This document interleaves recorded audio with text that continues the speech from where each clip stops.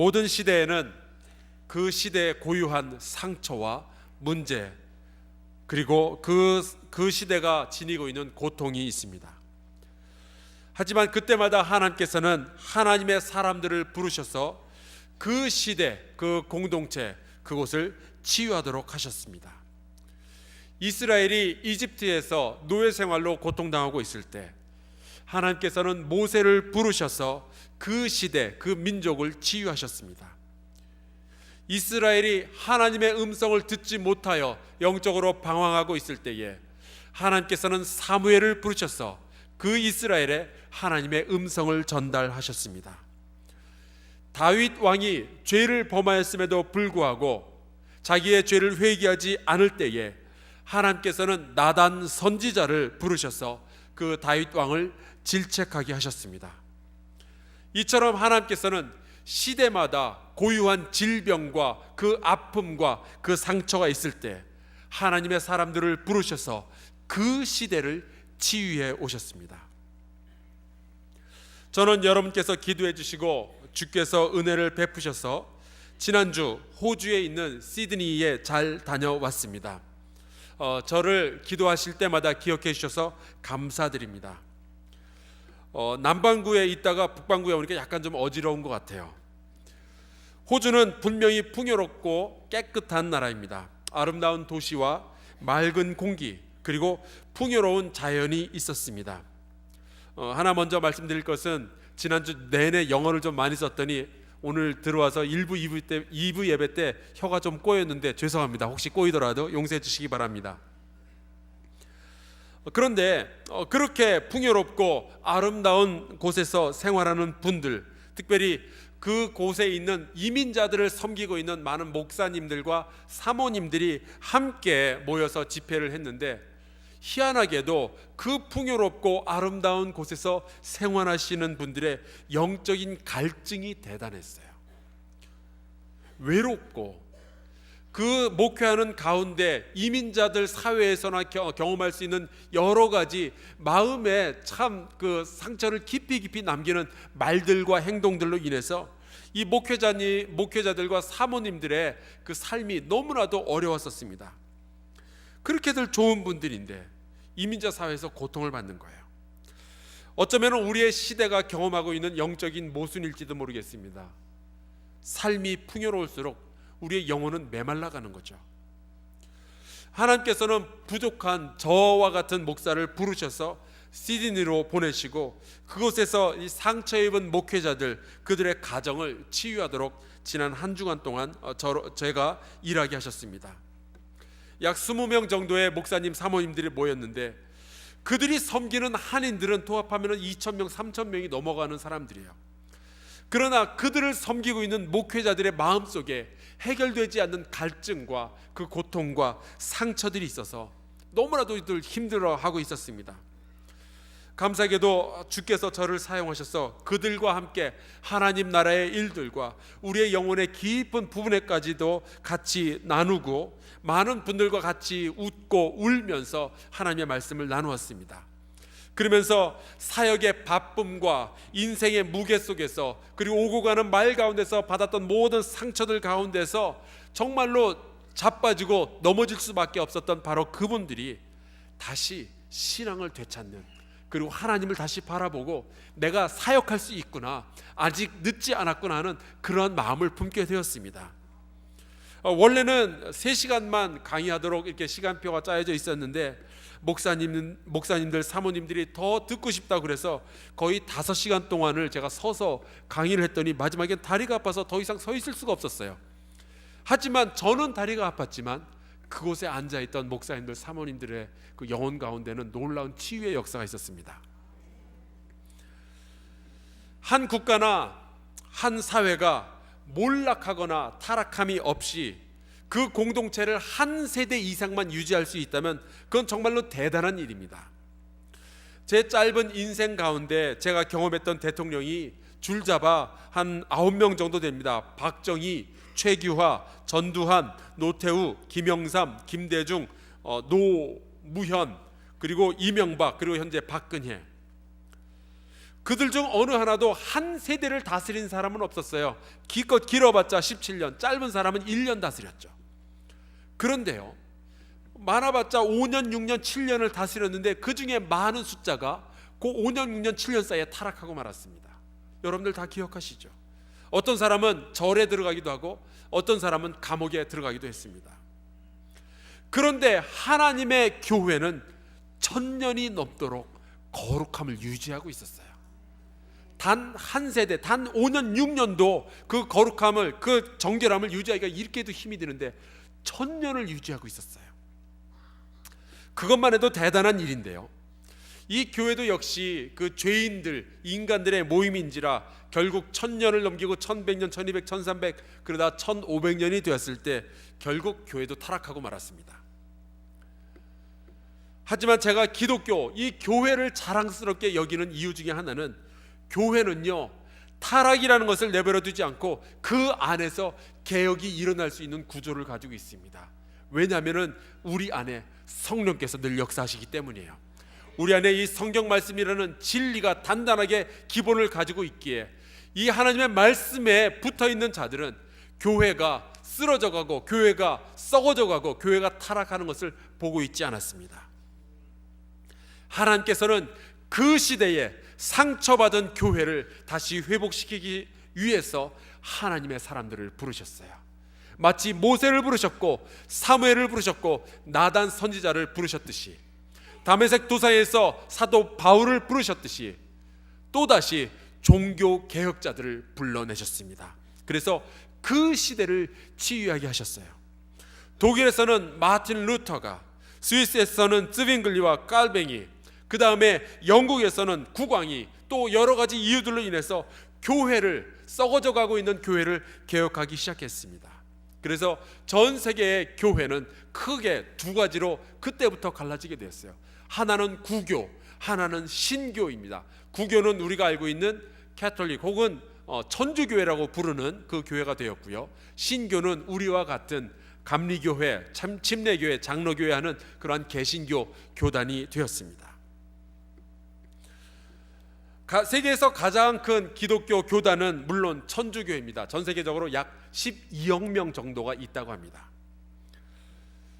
천주교회는 그렇다고 그때 타락해서 완전히 무너진 교회냐? 그렇지 않습니다. 그 이후에 그 안에 자정의 노력이 있었어요.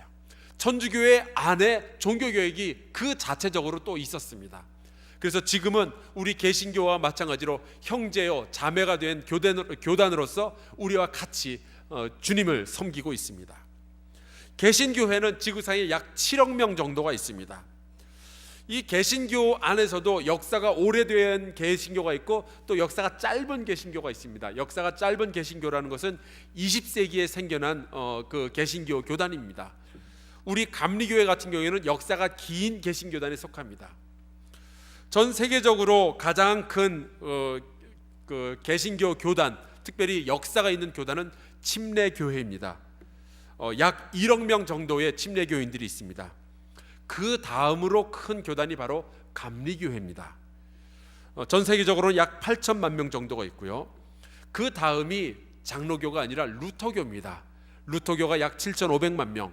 그 다음이 그와 비슷한 숫자를 가지고 있는 것이 개혁교단인데, 개혁교단 안에 장로교회가 있고요, 장로교단은 전 세계적으로 약 4천만 명 정도가 있습니다. 그러니까 한국은 좀 다르지만 전 세계적으로는 감리교회가 장로교회보다는 약 2배 정도 크죠. 하지만 요즘 세상에 누가 그렇게 교단을 신경을 쓰나요? 저도 별로 신경 안 써요. 장로교인, 침례교인, 성결교인 다 우리 형제고 다 우리 자매입니다. 제가 그 교회 가서 예배 드릴 수도 있고 그분들이 우리 교회 와서 예배 드릴 수도 있어요. 다 한 주님을 섬기는데 뭐 그렇게 교단이 대단해요. 그래도 오늘은 날인지라 제가 감리교회 이야기를 좀 해야 되겠습니다. 저 감리교회는 전 세계에서 가장 큰 개신교회 교단들 가운데 하나입니다. 그리고 역사와 전통을 가지고 있죠. 제가 이제 문제를 하나 내겠습니다. 다음 인물들의 공통점을 한번 찾아보시기 바랍니다. 김구, 유관순, 윤치호, 이승만, 이준, 남궁옥. 맞습니다. 감리교인들이었습니다. 잘 아시는군요. 물론 김구 선생 같은 분은 감리교뿐만이 아니라 불교에도 있었고요, 천도교에도 있었고요, 천주교회에도 있었습니다. 제일 마지막으로는 천주교회에 있었기 때문에 천주교회는 김구는 천주교인이었다라고 말을 하죠. 약간 좀 여기저기 튀어다니시긴 하셨는데 적어도 감리교회 안에서 개신교의 신앙을 배웠던 분입니다. 윤치호 선생에 대해서는 우리가 약간 좀 복잡한 생각을 가지고 있습니다. 왜냐하면 일제 강점기 초기에는 반일 운동을 했었는데, 독립신문을 만들면서 열심히 독립운동을 했는데 좀 시간이 흐르면서 일본에 협조를 하는 그런 색채를 띠기 시작했어요. 그래서 많은 사람들이 친일파 아니냐 그렇게 이야기를 하죠. 그런데요, 이 윤치호 선생의 마음속에서는 어떻게 해서든지 대한민국을 살려야겠다라는 그러한 마음이 있었습니다. 그분의 인생 철학이 담겨 있는 말이 이런 게 있습니다. 물 수 없다면 짓지도 말라. 이 제목을 가진 책도 나와 있는데요, 이분이 생각하는 건 이거예요. 지금 일본에 반항하면 우리 다 죽을 뿐이다. 차라리 지금 일본이 가지고 있는 기술과 지식을 우리가 다 뽑아 먹자. 그리고 우리가 힘을 기르자. 그래서 우리가 독립을 하고 일본이 떠났을 때에도 우리나라가 당당하게 독립국가로서 설 수 있는 힘을 기르자. 그러니 지금은 일본에게 협조하는 척하면서 일본의 모든 지식을 빼먹자. 그것이 윤치호 선생의 생각이었습니다. 어쨌든 우리 감리교회는 이렇게 훌륭한 인물들이 많이 배출이 되었고 자랑스러운 역사를 가지고 있고 뼈대가 있는 교단이면서 동시에 애국하는 교단입니다. 우리 감리교회는 애국하는 교회입니다. 여러분들은 그 교회에 소속이 되어 있습니다. 모든 기독교인에게 국경이 어디 있겠어요? 다 어느 나라 사람들이든 우리가 예수님을 섬긴다면 같이 다 사랑하고 형제요 자매죠. 국경은 없습니다. 그래도 조국은 있죠. 우리는 조국을 알고 나를 낳아준 그 나라를 사랑하고 그 나라를 위해서 일할 줄 아는 그러한 사람들입니다. 오늘은 우리가 빌립보서 3장 14절 한 절만 읽었습니다. 되게 드문 일이죠. 짧고 굵게 읽었습니다. 제가 이 말씀을 선택했던 이유는 우리 감리교회의 특성을 굉장히 잘 드러내고 있기 때문입니다. 표대를 향하여 그리스도 예수 안에서 하나님이 위에서 부르신 부름의 상을 위하여 달려가노라. 그리고 제가 믿기는 이 말씀이 우리 모든 믿는 감리교 기독교인들의 신앙 여정 가운데 꼭 기억해야만 하는 말씀입니다. 수많은 사람들이 예수 믿고 구원받으면 슬슬 꾀가 나기 시작합니다. 제가 군대에 있을 때 아주 이상한 일을 경험했는데요, 저는 무슨 일을 하든지 최선을 다해서 열심히 누가 요만큼 하라고 시켰으면 그보다 더 많이 그렇게 하는 성격입니다. 근데 군대 가서 그렇게 하니까 고참한테 되게 혼이 났어요. 너 시키는 거 이상으로 하지 마라. 우리 소대장이 5시까지 일하라 그랬으면 5시 딱 되자마자 손 딱 띄고 나오라는 거예요. 소대장이 여기서부터 저기까지 땅을 파라 그랬으면 저기까지만 파야지 그거보다 더 가지 말라는 얘기입니다. 이유는 그렇게 하면 남들이 피곤하다는 거예요. 야, 네가 그렇게 충성하면 그건 과잉 충성이야. 그런 거 절대로 하지 마. 그래서 저는 과잉 충성 안 하려고 참 애를 많이 썼었습니다. 요즘 말이죠, 우리 신앙생활을 그렇게 하는 것 같아요. 딱 구원을 받을 만큼만 예수 믿고 그 이상은 안 하려고 그래요. 세례 받고 예수 믿고 세례 받고 주일 예배에 참석하고 딱 거기까지만. 일단 천국은 가기로 보험이 됐으니까 그 다음부터는 내 삶을 누려보겠다, 그런 이야기죠. 왜 그렇습니까? 알면 다칩니다. 물어보지 마세요. 그런 이야기를 해요. 하지만 사도 바울은 그렇게 신앙생활하는 것을 아주 정면으로 거부하고 있습니다. 오직 믿음으로만 구원받는다. 이거는 사도 바울이 수도 없이 이야기했던 거예요. 가장 중요해요. 우리 기독교의 근본 진리 중에 하나입니다. 그렇지만 사도 바울이 오직 믿음으로 구원받는다라는 이야기는 했지만 믿음에만 머무른다는 이야기는 절대로 하지 않았습니다. 사도 바울은 끊임없이 성장하기 원했고, 사도 바울은 자기를 향한 하나님의 부르심에 합당한 삶을 살기 위해서 끊임없이 달려나갔던 사람입니다. 그리고 그 삶을 살았던 분이 바로 우리 감리교회의 창시자였던 존 웨슬리 목사였습니다. 이 존 웨슬리 목사님은 옥스퍼드 대학의 교수였고 영국 성공회의 목사였고요. 그리고 젊은 시절 미국의 인디언들에게 복음을 전하겠다고 나아갔던 선교사였습니다. 하지만 그의 믿음 생활은 그렇게 평탄하지만은 않았어요. 갈등이 있었고 고민이 있었고 상처가 있었습니다. 그리고 그 기도하는 가운데 눈물을 흘리며 고민하는 가운데 이 웨슬리 목사는 1738년 5월 24일 영국 런던에 있는 알더스게이트 거리에 있는 기도 모임에 찾아가게 됩니다. 그리고 거기에서 하나님의 부르심을 받아요. 이 시대를 향하여 가슴 아파하셨던 그 하나님께서 존 웨슬리 목사님을 부르게 됩니다. 지금은 그 역사적인 장소는 없어졌어요. 어디 있는지 잘 몰라요. 대신 그곳이었을 것이다 라고 추정되는 곳에 저렇게 동판이 붙어 있습니다. 제가 그곳에 직접 가봤고요. 저 사진도 찍었습니다.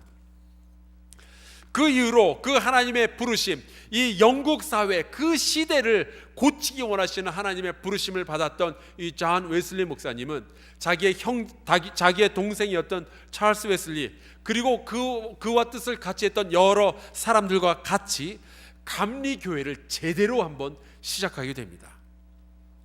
지금 보시는 이 그림은요, 이 존 웨슬리 목사님이 썼던 일기의 한 부분입니다. 이분이 이런 일기를 남겨놓았습니다. 사실 나는 과거와 같이 민첩하지 않다. 예전과 같이 빨리 뛰거나 걷지 못한다. 지금 이 일기를 썼었을 때가 85세였습니다. 시력이 조금 더 나빠졌고 왼쪽 눈은 침침해서 글을 읽는데 거의 도움이 되지 못한다. 나는 매일 오른쪽 눈동자와 관자놀이의 아픔을 느낀다. 편두통이 있었던 것 같아요. 혹시 여러분 가운데 그런 분들 계십니까?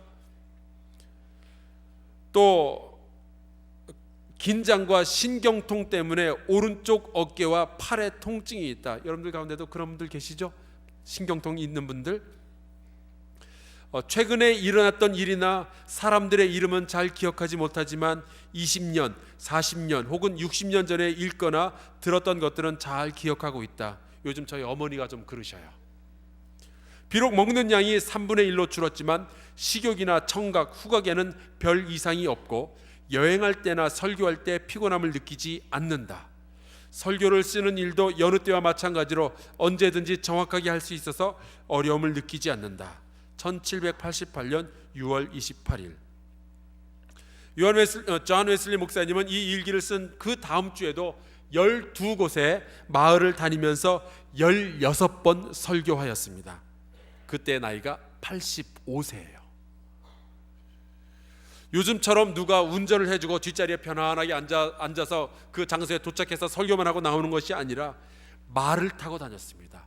85세의 노인이 말을 타고 다니면서 일주일에 16번을 설교를 한 거죠. 그것이 감리교인의 삶입니다.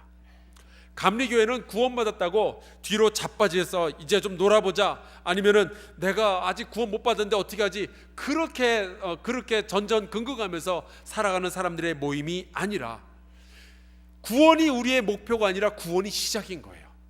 일단 예수 그리스도를 믿고 그리스도의 은혜로 말미암아 구원을 얻었으니 이제부터 무엇을 할까 고민하는 사람들이 바로 감리교인들입니다. 내가 평생을 내가 주님께서 나를 부르셨는데 어떻게 살아야 될까? 웨슬리 목사님의 삶이 보여주는 것처럼 구원받은 기쁨을 누리지만 성장을 멈추지 않고 끊임없이 하나님을 위하여 죽을 때까지 일하는 것이 옳다고 생각하는 사람들의 모임이 바로 감리교회입니다. 우리 양옆으로 인사 나누겠습니다. 죽을 때까지 하나님을 위하여 일합시다.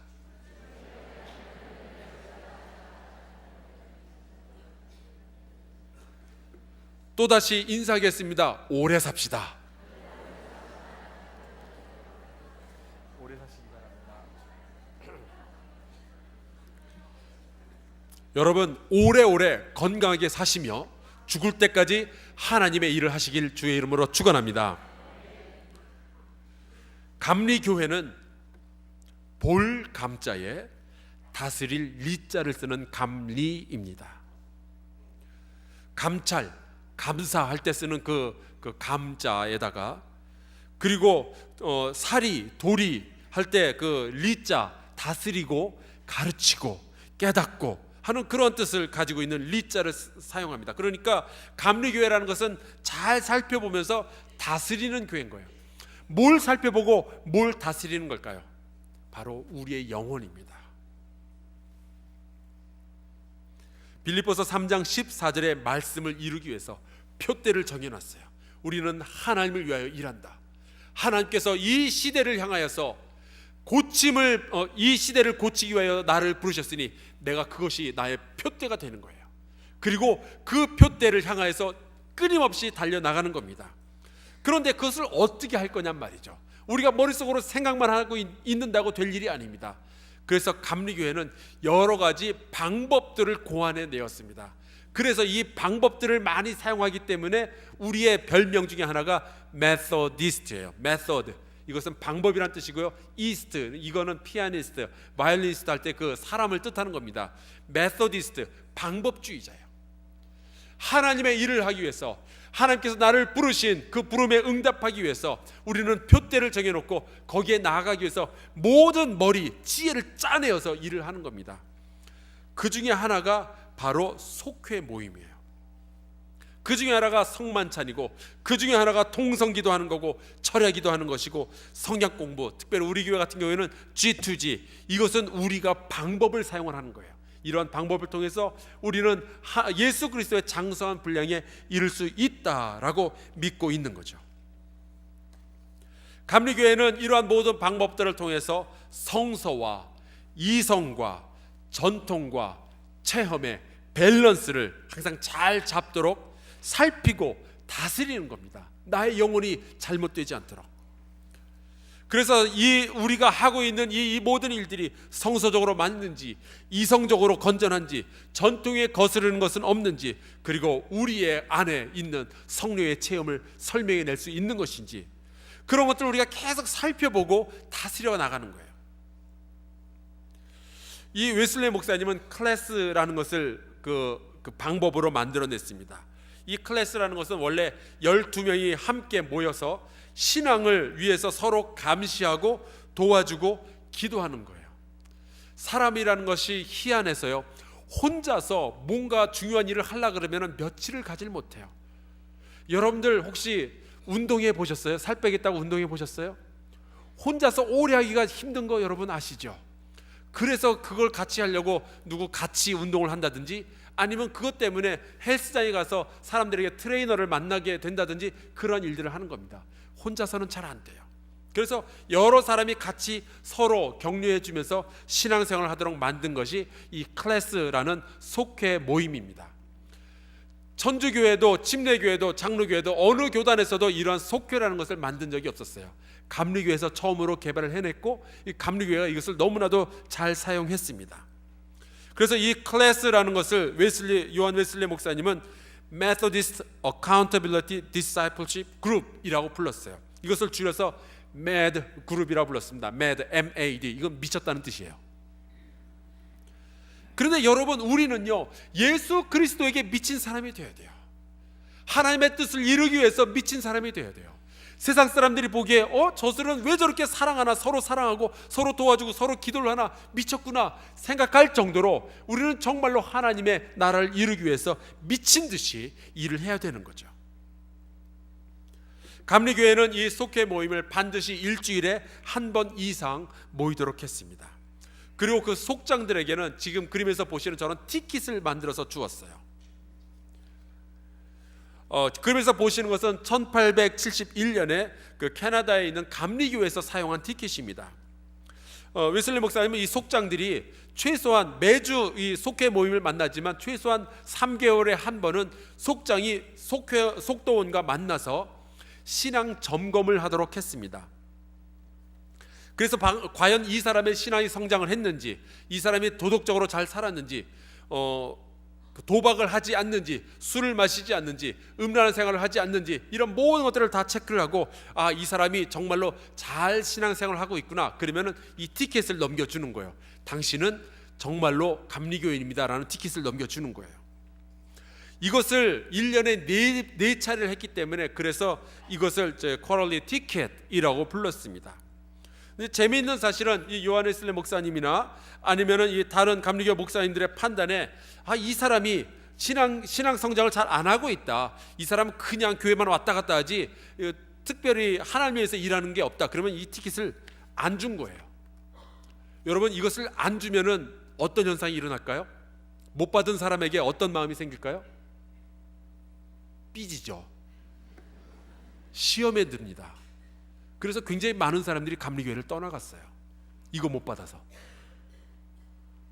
그렇다면 우리가 생각하기에 감리교회가 그러면 되게 그 교세가 줄었겠거니 생각이 듭니다. 그러나 결과는 정반대였어요. 감리교회가 이렇게 철저하게 신앙을 감리하고 신앙을 체크하고 그리고 그들의 신앙 상태를 살펴서 이래야 됩니다, 저래야 됩니다 이야기하면 할수록 감리교회의 교세는 점점 늘어났어요. 왜냐하면 그 교회 안에는 참된 제자들만 모여들기 때문이었어요.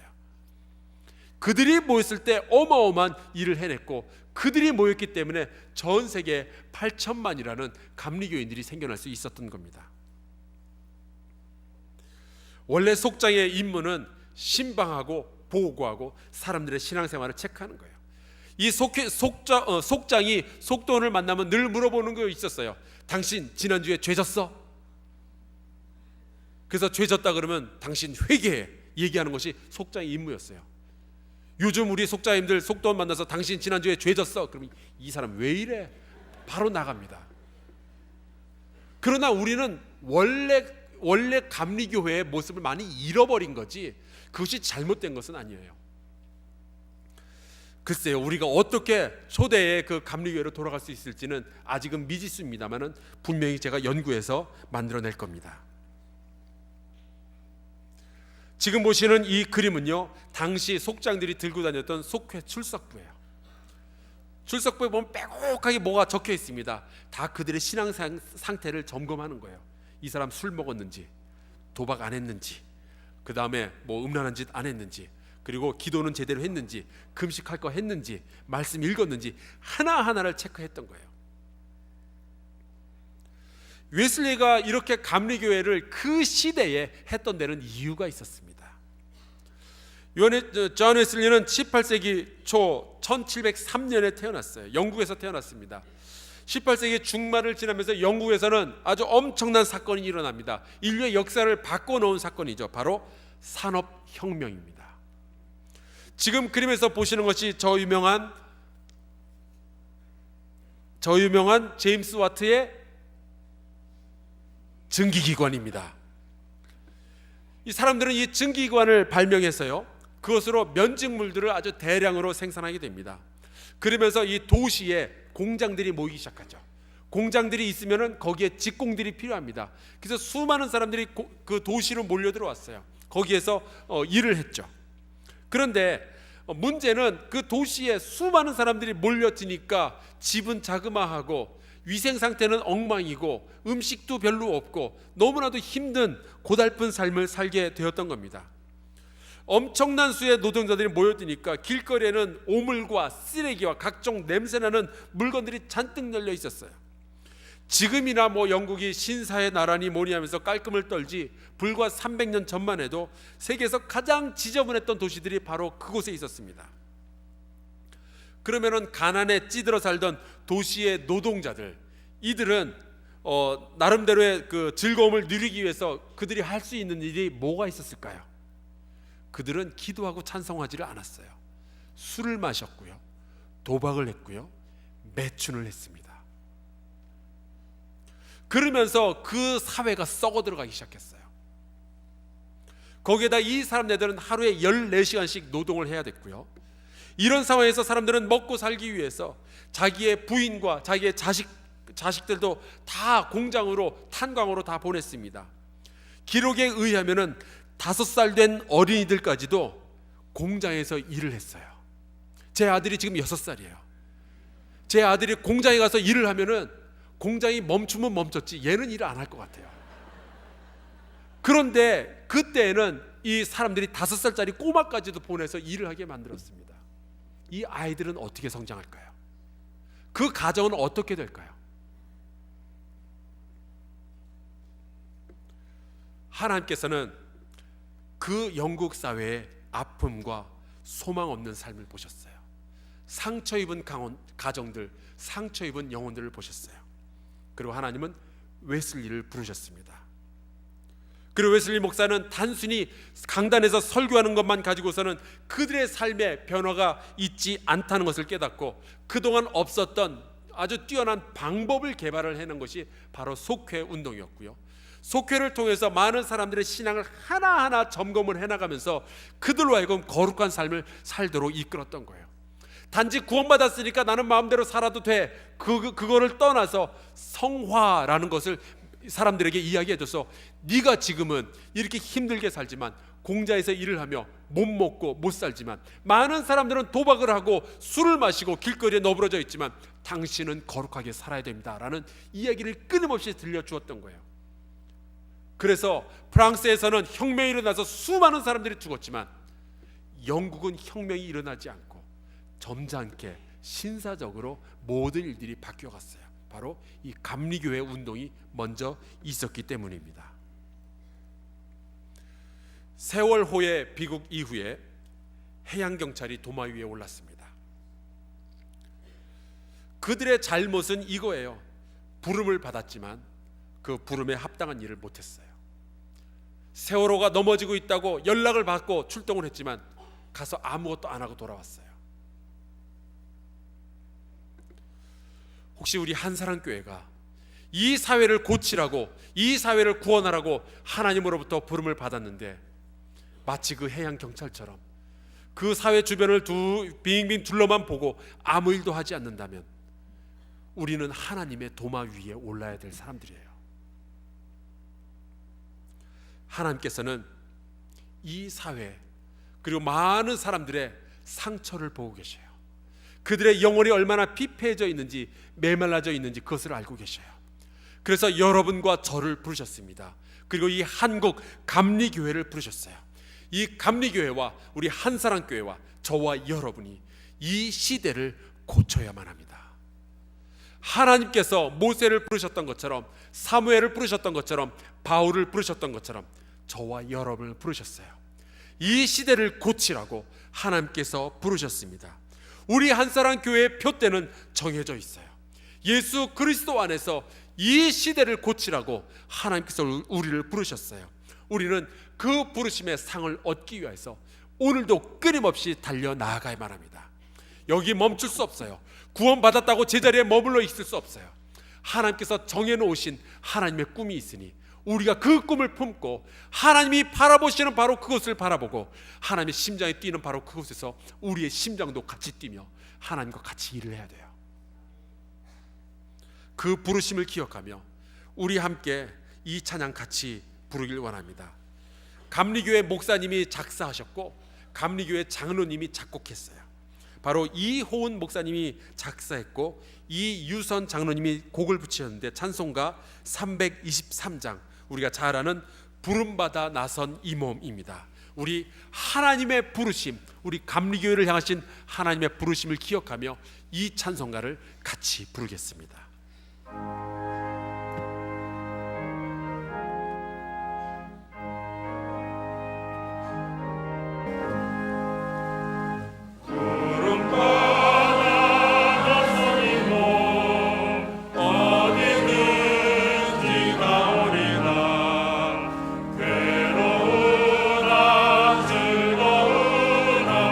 주만 나라 나오리니